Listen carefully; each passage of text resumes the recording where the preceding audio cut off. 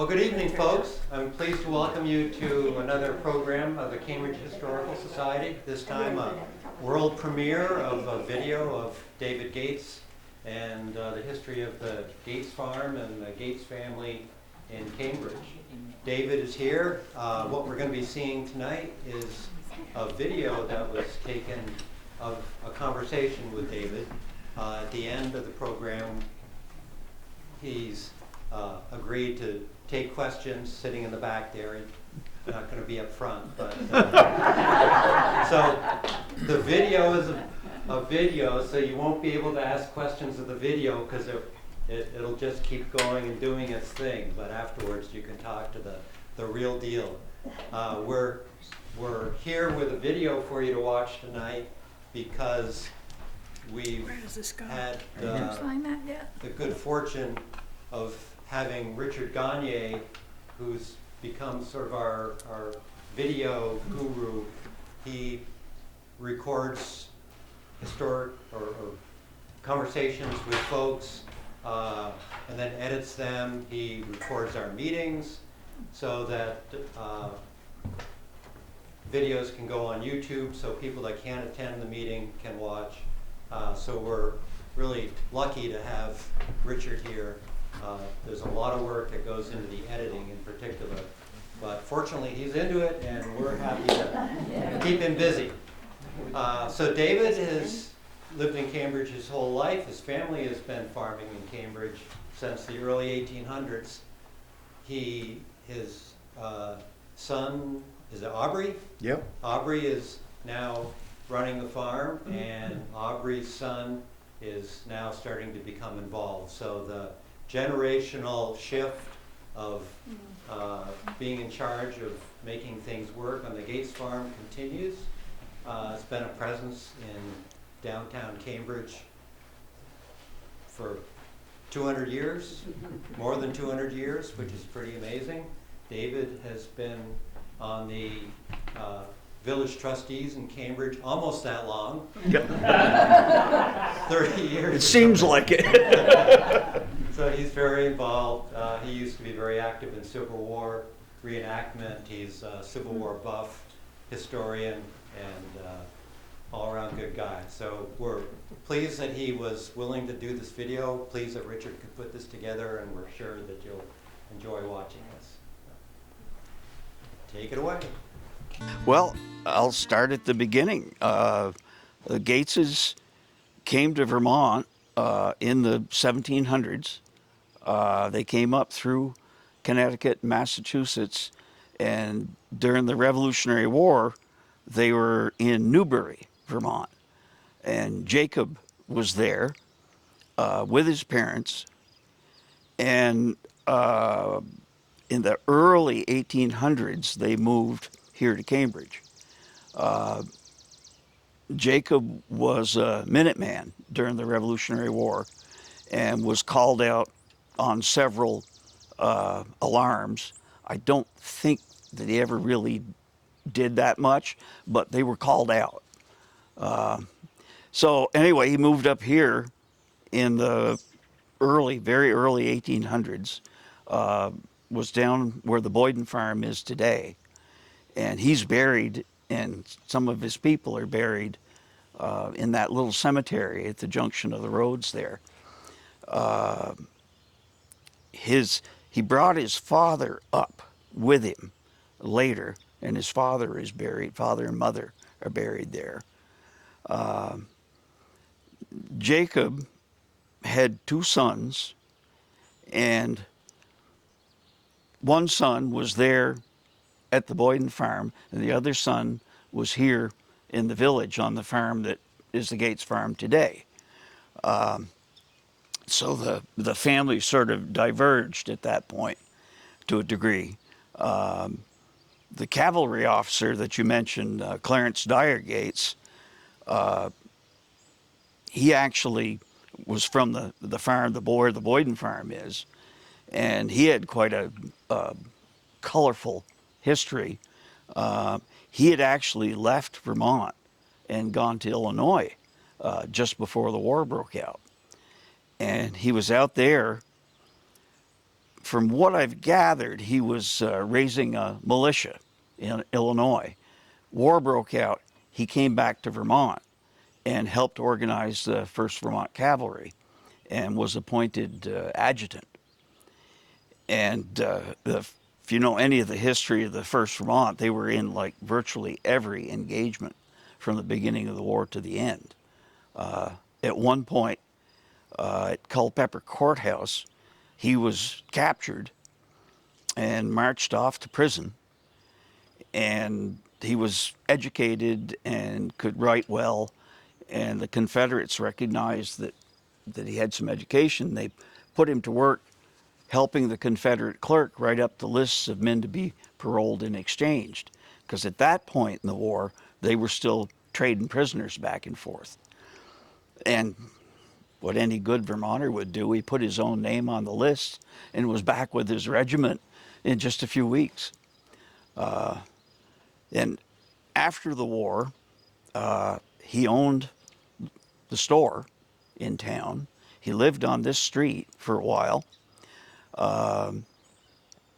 And he would entertain the folks in the village. He'd organize horse races in the village. He seemed to be quite a character most of his life. Anyway, my family was on the farm here where we are now, my direct line.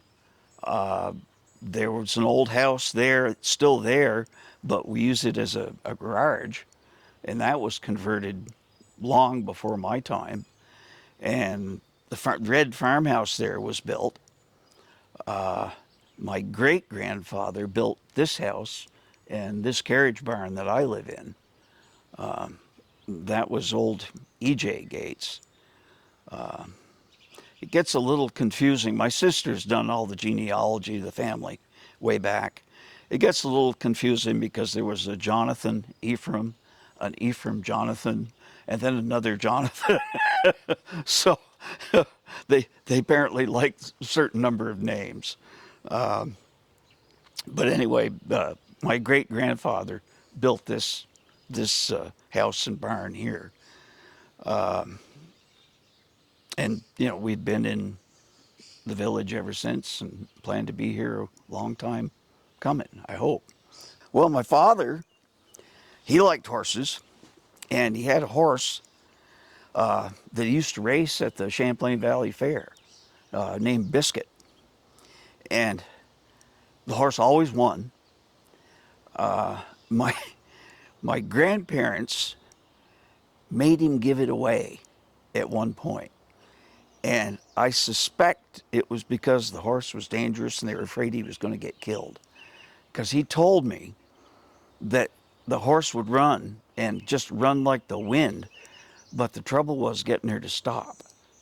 And she ran up the valley road here. Of course, it was all dirt track back then. And it was Underhill before he could get her stopped. And I suspect that they decided he better get rid of the horse or he was going to end up killed. He had a lot of stories that he told me over the years.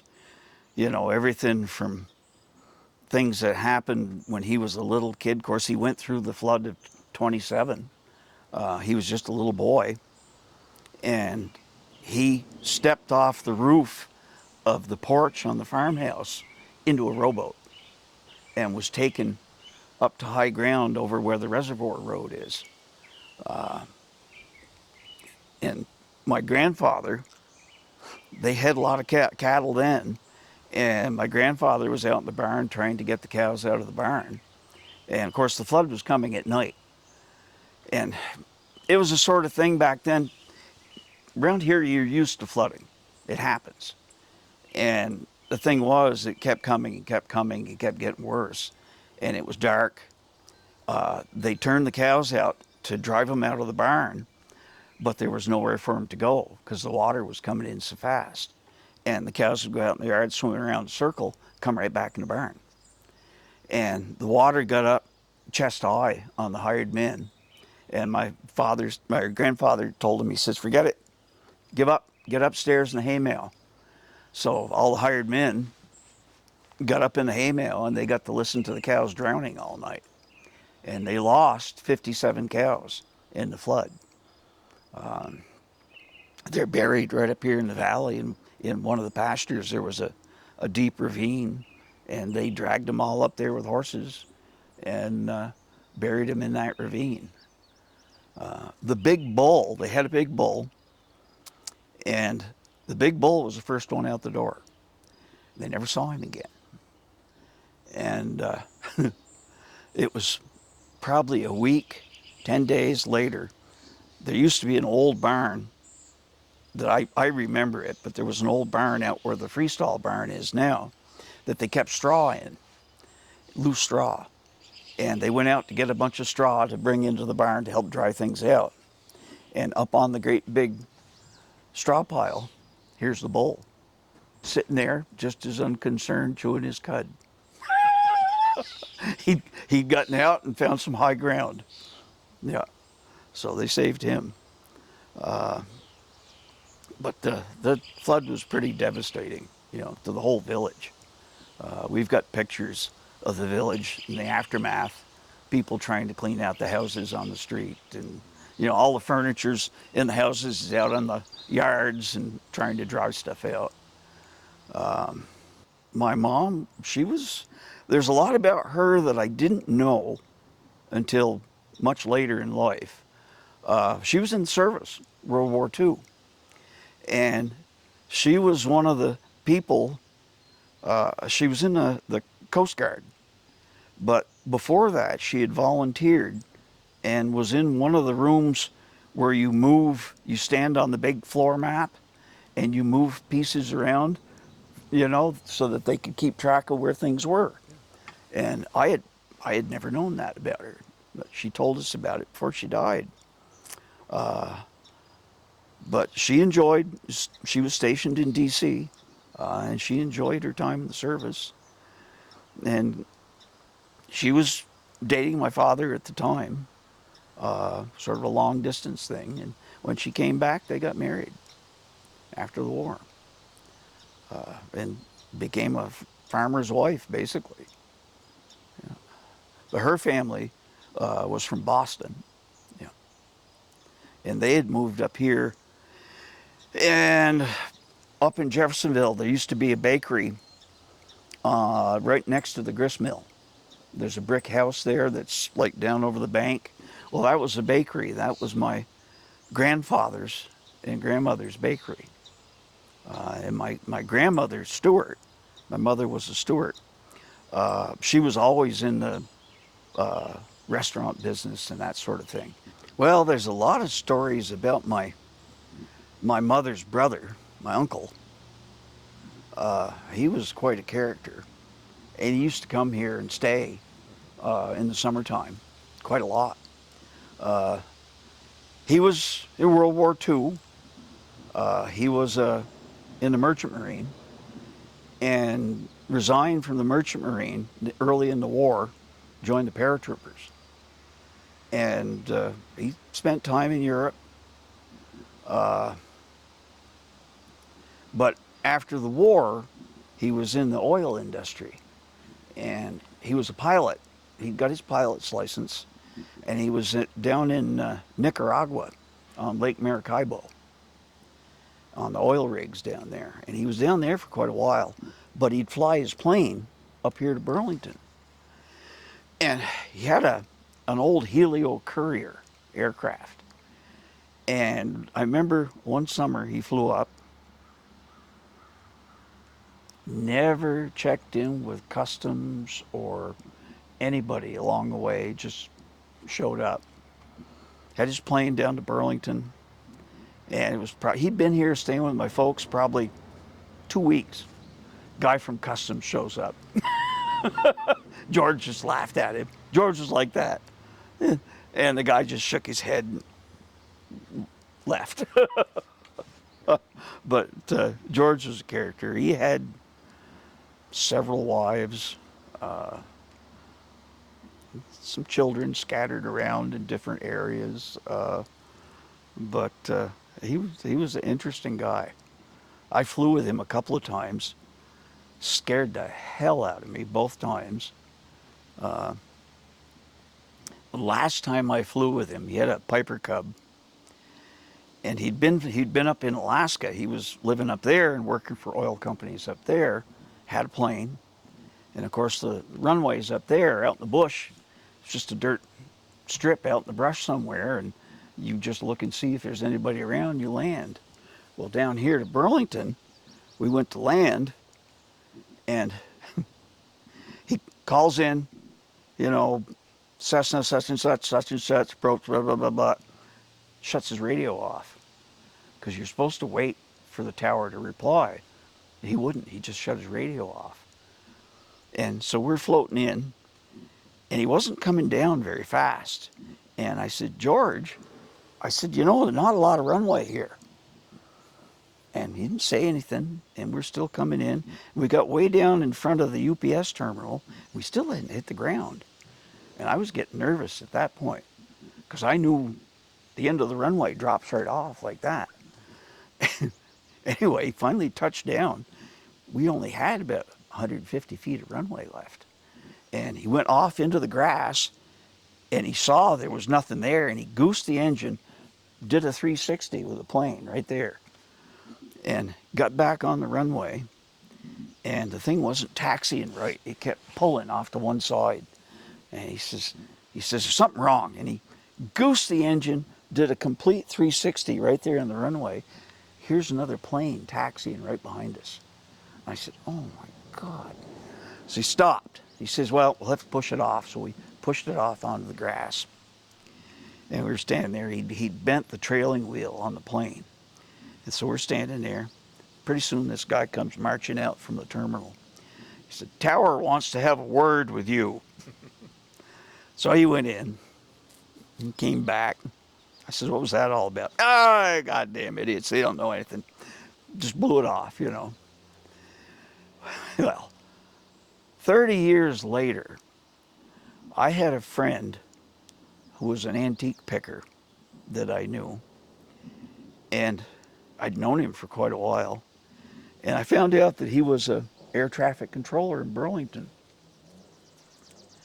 And I started telling him, I said, you know, my uncle had an incident down there at Burlington. And I told him what had happened.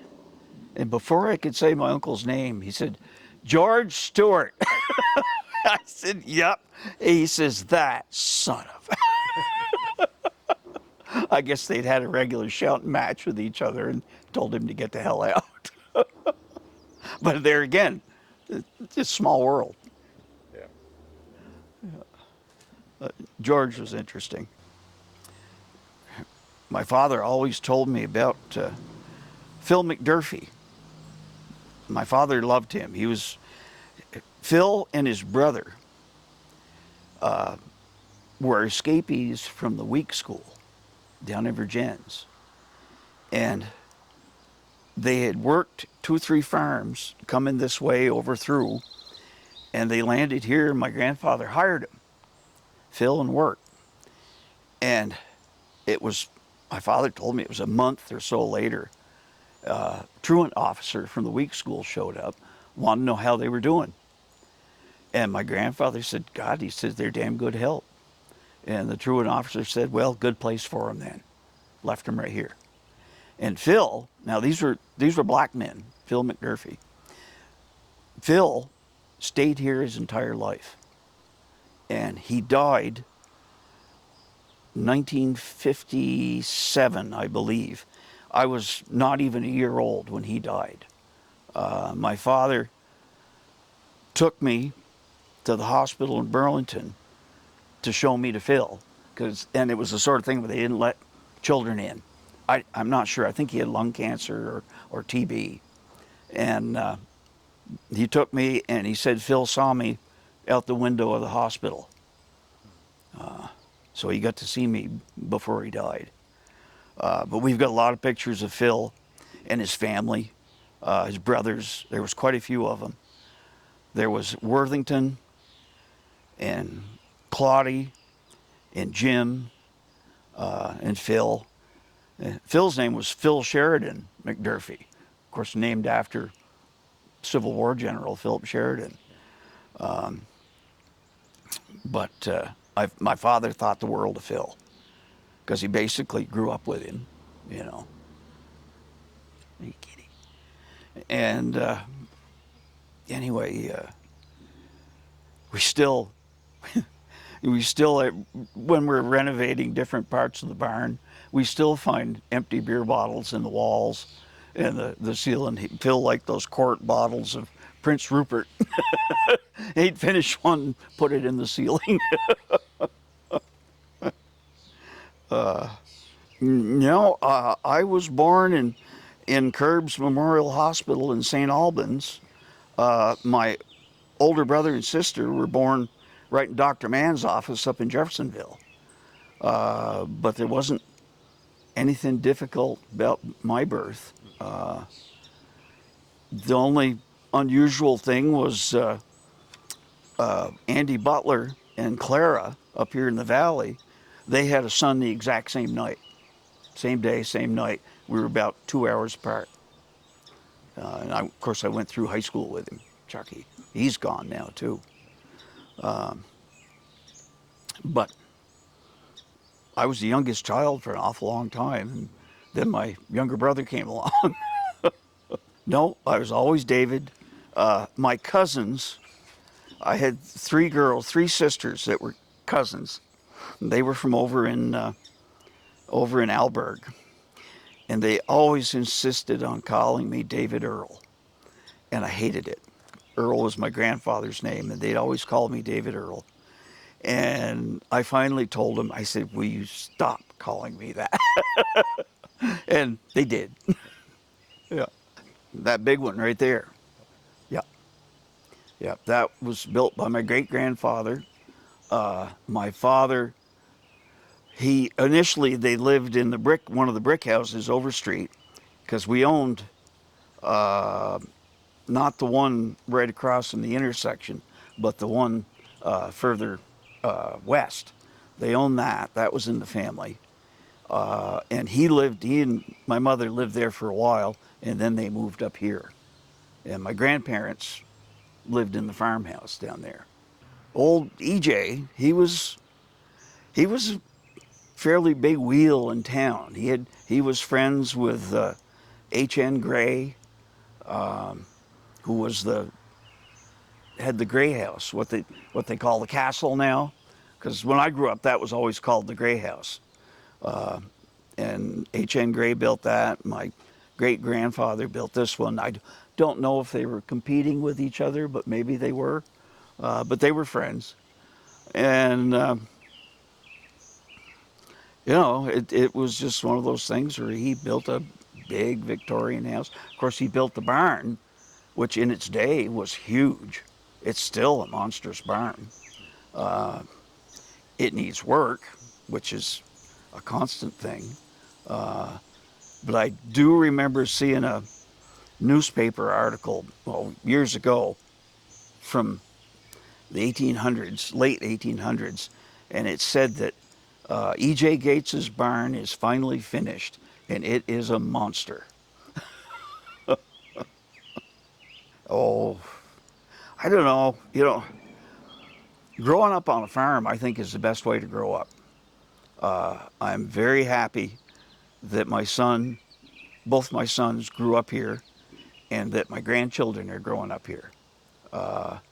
I don't think there's any better way to grow up and to learn about life in general than on a farm. I had a lot of childhood friends, used to raise hell down street, when we were little, and used to walk to school right here in the village because I went to the borough school down there. And even went to school in the basement of the Catholic Church for a while when I was in 4th or 5th grade, because they were crowded. They hadn't built the high school yet up at Lamoille. And I spent, I think, a year in the basement of the Catholic Church. Well, I'm definitely a cat person. I love cats. I've had a dog. I had 2 dogs in my lifetime. I had a beagle when I was young, old Rufus, and we got him from Newt LeBaron, that used to live over on the North Cambridge Road. My dad wanted me to have a hunting dog, and we wanted to have a beagle. So I went over Newt, had a new litter of pups, and my father told me to pick one out, and I picked out the biggest, fattest puppy that was there, and he had a crooked tail. And my father says, "Oh, no, no, no, you don't want that one." I said, "Yes, I do. You told me I could pick him out." And so I picked out old Rufus. And Rufus was a great old dog. He'd go to the woods with us, working in the wintertime. And he was one of those dogs, he'd get on a rabbit, and you couldn't get him to stop, you know. And of course, he'd get on deer, too, and we tried to stop him then. But I remember one time he got on a rabbit, and he ended up, we could hear him. He wouldn't come back. And we could hear him way up on the side of Katy Hill, up on Burns Hill. And we finally just said, well, he's going to have to come home, you know, on his own. And it was a lot of snow on the ground. It was crust on top.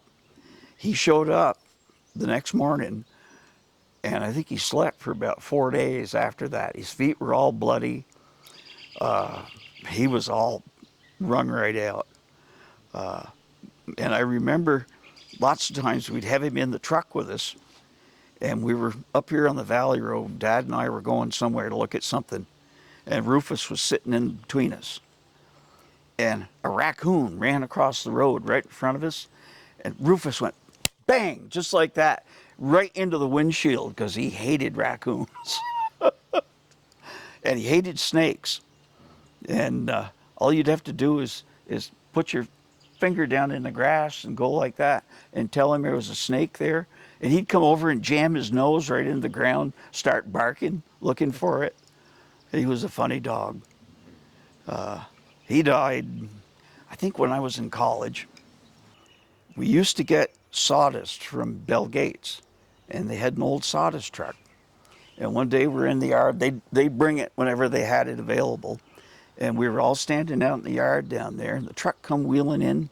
And as it was slowing up, this cat jumped out from the framework underneath the truck. Stayed right there for the rest of her life. Yeah, that was old Mama Kitty. And then there's been a bunch of them since then. A lot of them with very colorful names,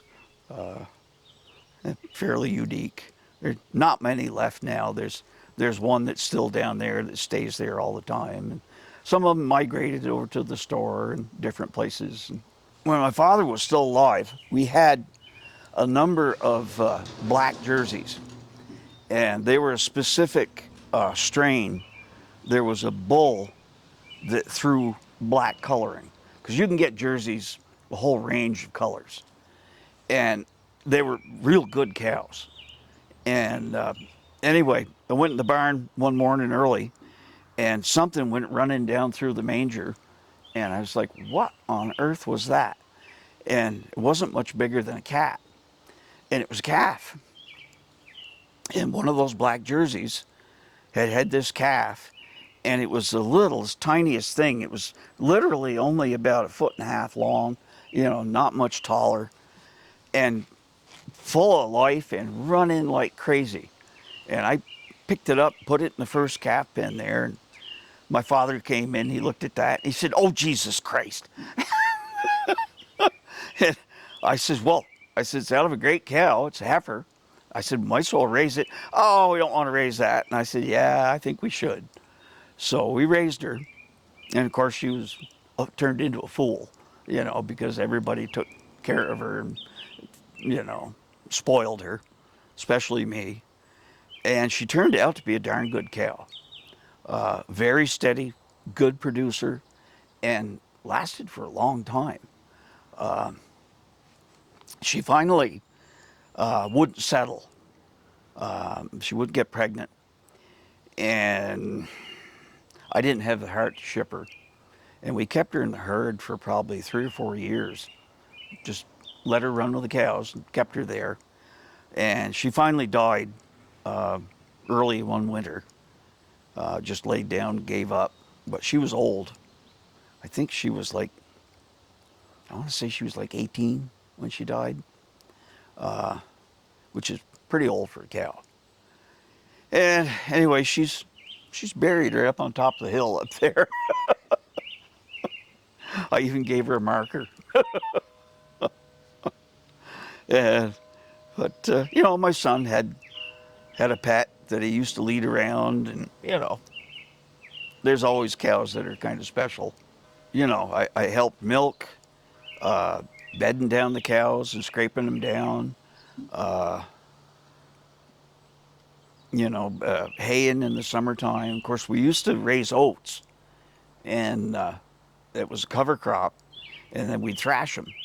And we had a big old-time thrasher and a reaper, and lots of times I'd be the one riding the reaper. You had to have a man riding on it to run the levers because it would cut the oats, and they come up a belt, then bundle them, and you'd have to run the levers to get them tied, and then they'd kick them off.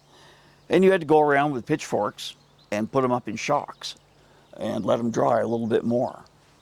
And then go around, pick them up, and put them on the wagons and that sort of thing. Of course, we had a lot of kids in the village that helped us. A good friend that passed away last winter, Jim Kinney, he worked on the farm a lot when he was a kid. Matter of fact, there's a picture of him and another friend of mine putting the shocks of oats into the thrasher from the wagon up on top of the hill up here one time we seeded, and it's in Vermont Life back in the 60s. But I did, you know, sometimes fed the pigs. We had a few pigs.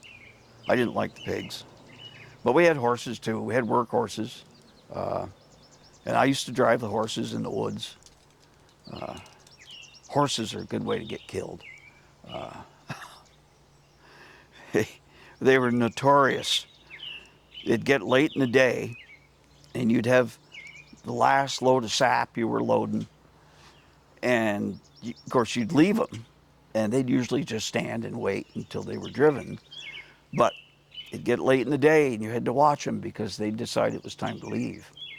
And if you couldn't catch them, they'd just keep right on going. And sometimes they'd smash the sled and, you know, get tangled up. Sometimes they'd run all the way to the barn and be standing in the yard waiting for you. Well, you always got up early. In my father's day, he'd be down at the barn by 4:30, 5 o'clock in the morning, and starting milking, and you had to do feeding. And milking back then would take a couple of hours. And after that, you had to clean the barn, run the manure out. If it was good weather, you'd spread the manure, and if it was cold winter, you'd stockpile it.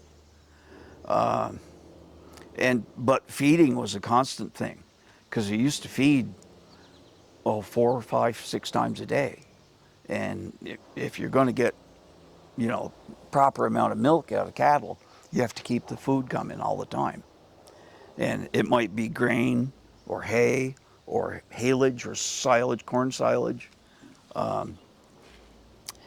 and that all happened both ends of the day, because you had to milk twice a day.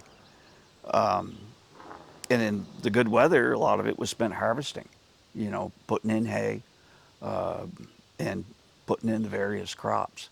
So you had full day.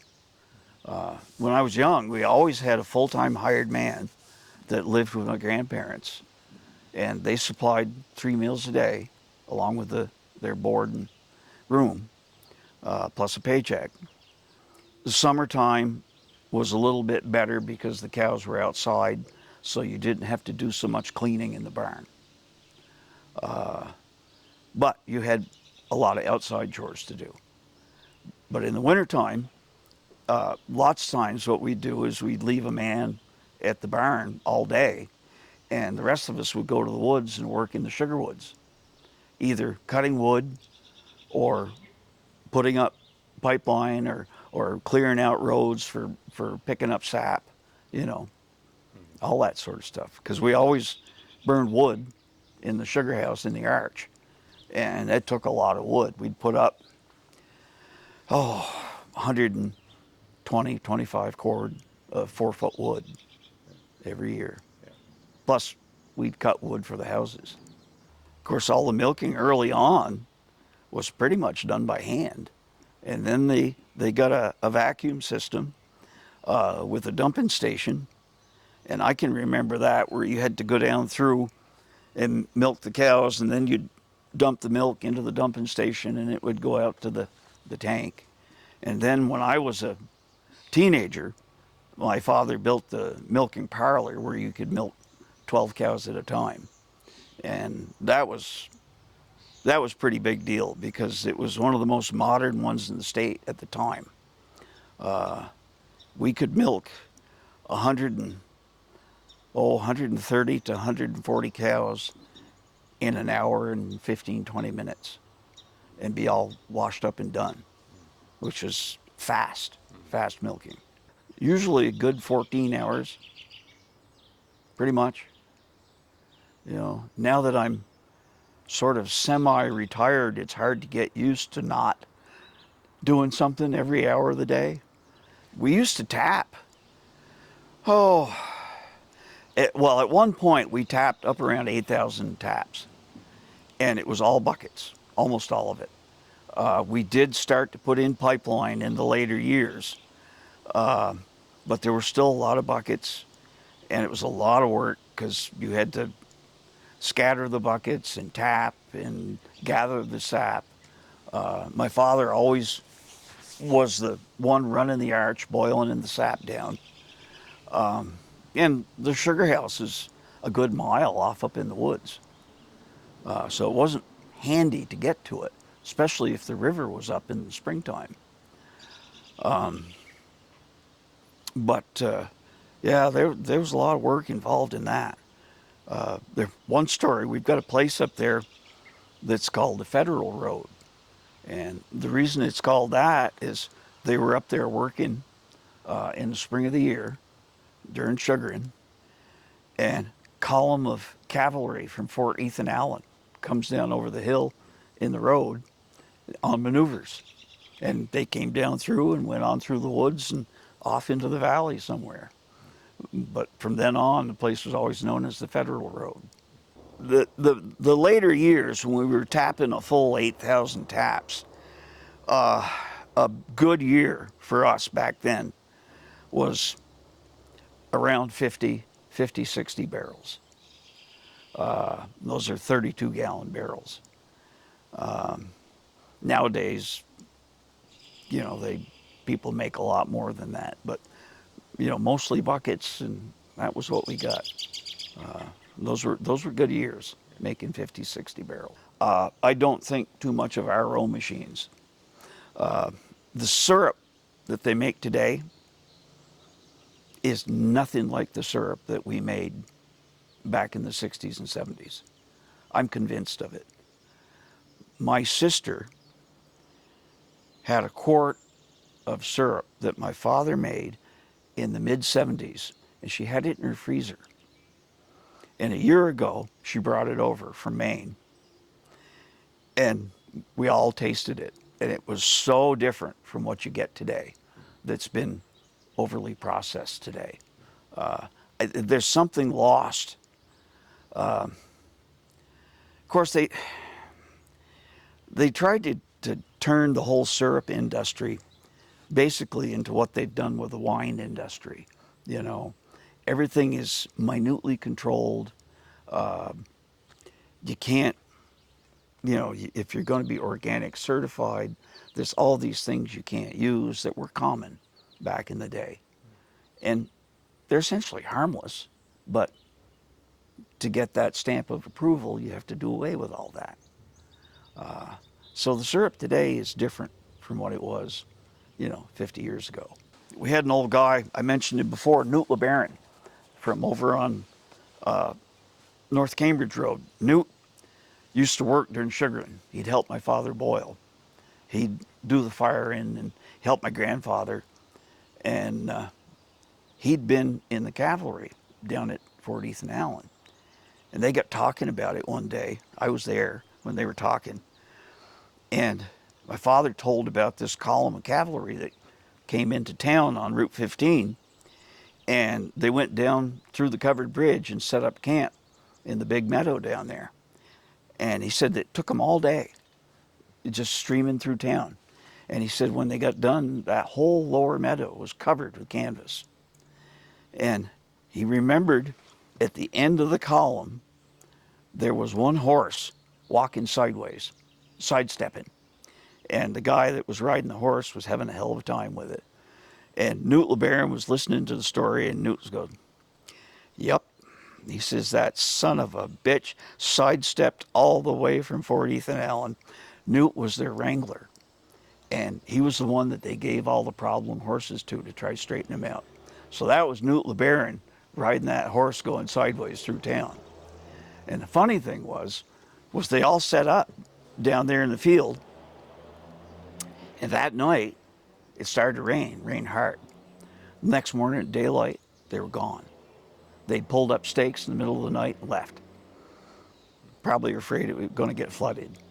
When I was a kid, we used to go camping, maybe once a year. We went over to Lake Maidstone, over near the New Hampshire border a couple times. And those were fun trips. We made one camping trip to Algonquin National Park, and I remember that quite well. That was a fun trip. But we'd just go for a week, and they were always good trips. My father and mother, once I got old enough to sort of be here on my own, they would go, they had a cabin over in Maine on the beach, over on Popham Beach, and they'd go over there and stay for a week and leave my brother and myself here running things. And they did that every year for a lot of years, and they loved going over there. There's another story that relates back to the McDurphys. There was a couple that had the camp right next to them on Popham Beach. They became friends because they were there the same week every year. And the couple in the wintertime would go to Florida. And the man was out early one morning on the beach. Wasn't anybody on the beach down there in Florida. And there was an old black fellow sitting there fishing. And he come along talking with him. And they got talking about where they were from and everything. And the old fellow said, well, he says, I'm originally from Vermont. And the guy says, well, really? He says, I know some people from Vermont. They stayed in the camp over in Maine next to us. He says, really? Whereabouts? And he says, well, it's a little town up there, Cambridge. The old black fellow looked at him. He says, Cambridge? He says, what was their name? He says, Rex and Dorothy Gates. And the old fellow just about was blown away. He says, I never thought to hear that name again. And it was old Wirt and Phil's brother, Claudie, down there in Florida. Small world. Well, when I was young, everybody got together. They'd get together at my grandparents' house down at the farm. All my cousins would show up, and my uncles and aunts, and it'd be a big deal, Christmas Eve. And then we'd have like Christmas Day up here, was always, big meal and big feed. Real traditional sort of New England Christmas stuff. Yeah, it was always fun. My cousins would always play some sort of joke on my grandparents, My cousin Jerry, that he and his father had the sawmill up to Jeff there. I remember one year my grandfather liked coffee brandy. He'd have a little nip of it when he was 80 odd years old. And he liked having a little nip of coffee brandy. But one year, Jerry got him a gift, and it was a box like that. And he was sitting there opening it up, and everybody was watching. And it was a purple velvet bag with gold cord on it. And he pulls it out. He didn't know what it was. And so he starts fumbling around, gets a hold of it, and it was a bottle of Crown Royal. And he goes, oh, and stuffed it back in the bag. And everybody laughed like crazy. Yeah. I'll never forget that. I remember one Christmas I was sick, and I'm pretty sure it was either measles or chicken pox. I think it was measles. And I was pretty sick. But I used to build plastic models when I was a kid. And I remember I got a big model of a Spanish galleon. And it had all kinds of tiny little parts on it. And I always remember that and messing around with that while I was sick. But, you know, Christmas was Christmas. And breakfast was always eggs, eggs and toast and bacon, you know, pretty standard fare. Uh, you ate pretty heartily most of the time. Uh, and, you know, lunch and supper, it was pretty much meat and potatoes most of the time of some sort. Of course, we raised our own beef, you know, so, you know, an old milk cow isn't necessarily the best to eat, but it was nutritious. Whenever we butchered one, Dad would try to pick out one that was going to be decent to eat. But it was pretty standard New England, you know, kind of stuff. Or in the fall of the year, if you got enough partridges, we'd have partridge and pick the shotgun pellets out of the meat while you're eating, trying to be careful. Oh, my father loved deer hunting. Absolutely loved it. And I did too. Bow hunting and rifle hunting. He loved partridge hunting. But deer hunting was the sort of thing you'd get up at 2 in the morning to get chores done early so that you could get out in the woods and go hunting. And he told stories about back when he was young. Of course, when he was young, there weren't very many deer around. And if you got onto a buck, chances are it was going to be a good one. And he told stories about tracking deer for days and still not getting them, you know. I don't think he ever shot a big buck. He got a couple of nice small 6, 8 pointers, that sort of thing, but never got an old monster.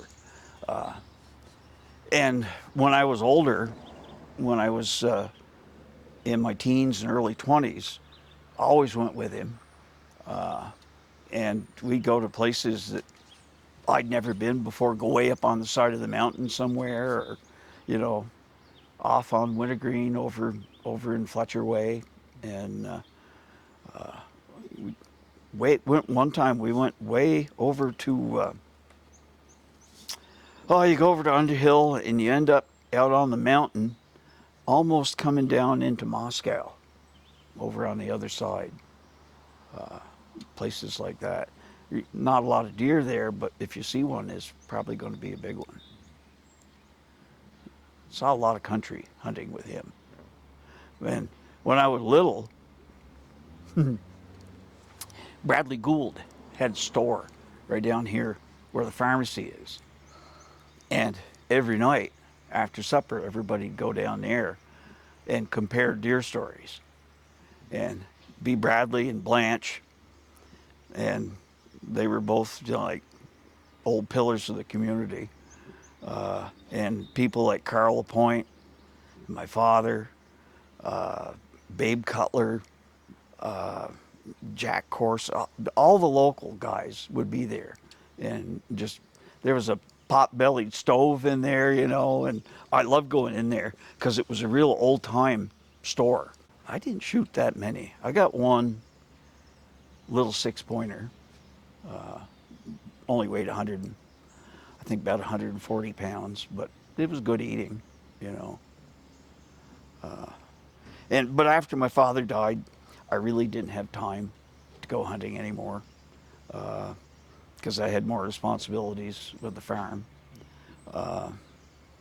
And now it doesn't really interest me all that much anymore. I enjoyed school. You know, I went to school down here at the Borough School, and it was pretty good. I had good friends. A lot of them are still in the area that I grew up with. Some of them are gone. My best friend when I was little was Jerry Course, and he died right after high school. But it's kind of funny because Jerry's older brother, Jack, his son, Griffin, is good friends with my son, Aubrey. And it's a lot like seeing Jerry again. It's kind of neat. I really like Griffin. And, you know, went to school for a few years up to Jeff, the school up there, and then went to Lamoille. And my father was one of the school board members when they got that built. I remembered him taking me up there during construction in the evening and walking through the school. And my class that started in 7th grade up there was the first class to go all the way from 7 through 12 at Lamoille. We graduated 1974. And my wife was on the school board when they did the addition and the renovations up there. So there's kind of a tradition there. Yeah. You know, my kids went to school there. But high school, you know, played sports. I was good at some things and not so good at others. Cross-country running. I was quite fast. You wouldn't know it now. But back then I was. I was playing soccer, but of course wasn't getting to play much. And the cross-country team challenged us to a race, the soccer team. Okay. So we raced them, and I beat most of the cross-country team. And so I switched. I went from playing soccer to running on the cross-country team and did pretty well. You know, in the big state meets, I never placed very good, but I did all right. But it was fun. Great. Yeah. Then I went to college at VTC. And I was at VTC for 2 years. Really enjoyed that. And then went to the University of Oklahoma. Of course, I didn't go for ag. I studied architecture. When I was at Lamoille, it was one of those rare times when you could actually take courses in the vocational department too, on top of everything else. And I was real good at mechanical draftsmanship. And I even competed nationally in VICA, the Vocational Industries Club of America. Went to San Antonio and competed down there. Got my butt handed to me. I mean, because those kids that were down there, a lot of them were in like full vocational schools and stuff. But it was a good experience. But anyway, I went to VTC and studied architectural environmental design and did well there. And I talked to my professors, and I had one professor who was sort of a mentor. He's a real good guy. And he was talking about, well, maybe you should go to Berkeley or maybe you should go here. He says, but the University of Oklahoma, he says, might be a good choice because there was a protege, Frank Lloyd Wright, that was teaching there. I should explain why I ended up coming back to the farm after graduating with an architectural degree. We were on the London study trip. And the old guy that was with us, the professor, he'd been a practicing architect in Oklahoma his whole life. Nice old guy, Fred Schellerbarger, and his wife Shelley. And we got him in a pub one day because we'd always asked him, you know, what's it like to be in actual practice? And he'd always avoid it, wouldn't tell you.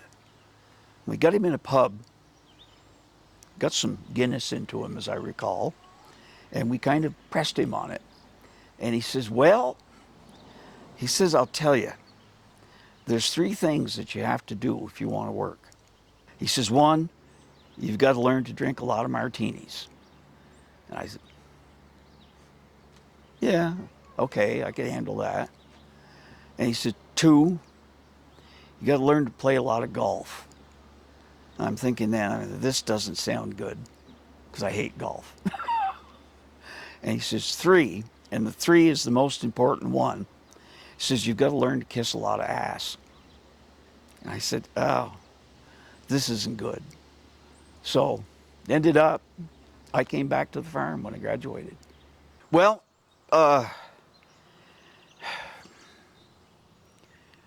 Vietnam, my brother was going to get drafted, but he had a lazy eye, and they weren't going to take him anyway. And I was young enough so that I was only eligible at the very end of the war, and they weren't going to take us anyway.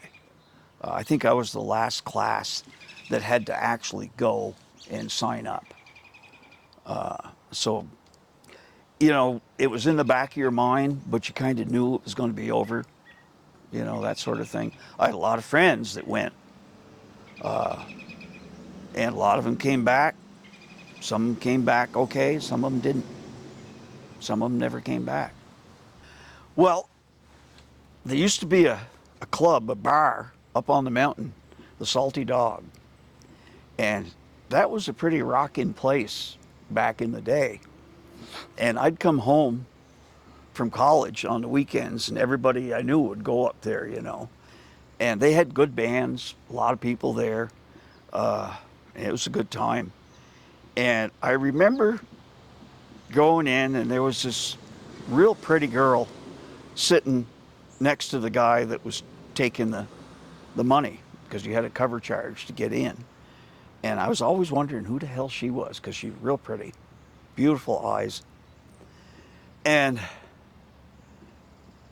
didn't really know her at all. She was somebody new in the area. And anyway, turned out I was friends with the girl that she was living with over here on the back road, on the Williamson Road. And we had cows get out, and they were over in the field right in front of their house over there. So I was over there trying to round up cows and stuff. And one thing led to another, and I knew her roommate fairly well. And I was over there one day, and I had tickets to the Shakespeare Theater in UVM. And I asked her to go with me. And she went. And that was the beginning.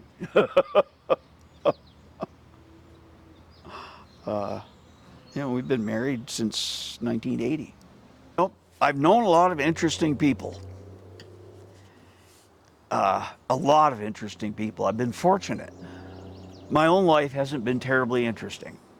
But I've been fortunate to have friends and have met people that were very interesting.